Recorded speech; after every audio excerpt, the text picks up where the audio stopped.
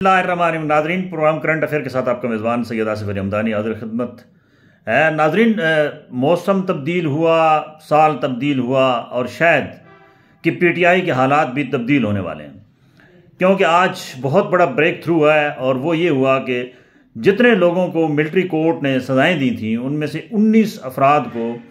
جو انہوں نے اپیلیں کی تھیں ان کو آج رہا کر دیا گیا ہے۔ یہ پی ٹی آئی کے لیے بڑا اطمینان بخش ہے، کیونکہ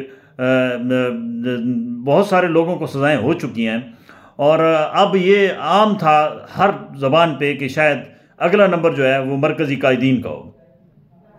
دوسری جانب حکومت اور پی ٹی آئی کے درمیان بھی مذاکرات کا آج دوسرا مرحلہ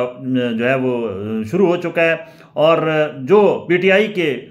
مذاکراتی ٹیم ہے اس نے حکومت کو اپنے جو ہے وہ ایجنڈا بھی دے دیا ہے، جو مشاورتی پوائنٹس ہیں وہ بھی دے دیے ہیں کہ ہمارے ایک تو جو قائد کے اوپر جھوٹے کیس بنائے گئے ہیں وہ فوری طور پہ ریموو کیے جائیں، دوسرا یعنی عمران خان کے خلاف جتنے بھی جھوٹے کیسز ہیں ان کو وہ ختم کر کے رہائی دی جائے، اور دوسرا جتنے کارکنوں کو پکڑا گیا ہے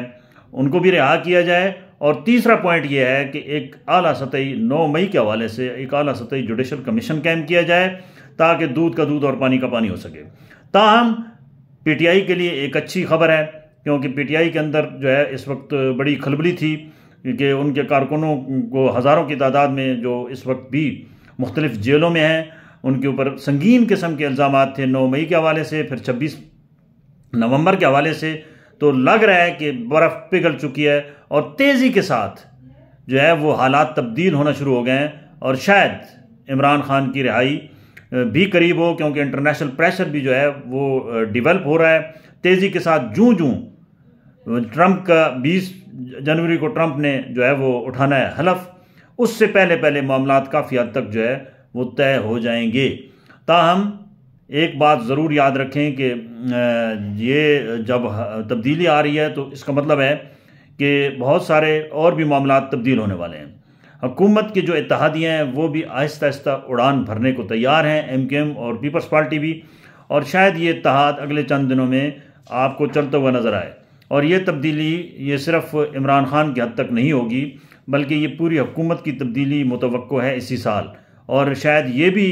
بہت سارے مبصرین کا کہنا ہے کہ اسی سال الیکشن بھی دوبارہ ہوں، کیونکہ ڈیمانڈ ہے تمام پولیٹیکل پارٹیز کی سوائے نون لیگ کے کہ یہ انجینئرڈ الیکشن تھا، اور فارم 47 جو ہے وہ بوگس ہے، فارم 45 کے مطابقت نہیں رکھتا، بہت بڑے پیمانے پہ دھاندلی ہوئی، اور اس الیکشن کو کالعدم قرار دے کر یہ مولانا فضل الرحمان کا بھی مطالبہ ہے۔ پیپلز پارٹی بھی دبے الفاظ میں یہ کہہ رہی ہے کہ ہم 47 کی پیداوار نہیں ہے، ہم 45 کی پیداوار ہیں۔ یہ بلاول بھٹو کا آج کل نعرہ ہے، اور یہ آنے والے دنوں میں جو ہے وہ سیاسی جو منظرنامہ ہے اس میں بڑی تبدیلی متوقع ہے، اور جو انٹرنیشنل پریشر بھی ہے وہ بھی کام کر رہا ہے، کیونکہ بہت زیادہ پریشر امریکہ کی طرف سے، جو امریکہ کی نئی ابھی انتظامیہ آ رہی ہے صدر ٹرمپ کے ساتھ، وہ بانگ دہل عمران خان کا دفاع بھی کر رہے ہیں، اور وہ کہہ رہے ہیں کہ عمران خان کو رہا کیا جائے۔ تاہم آج ملٹری کورٹس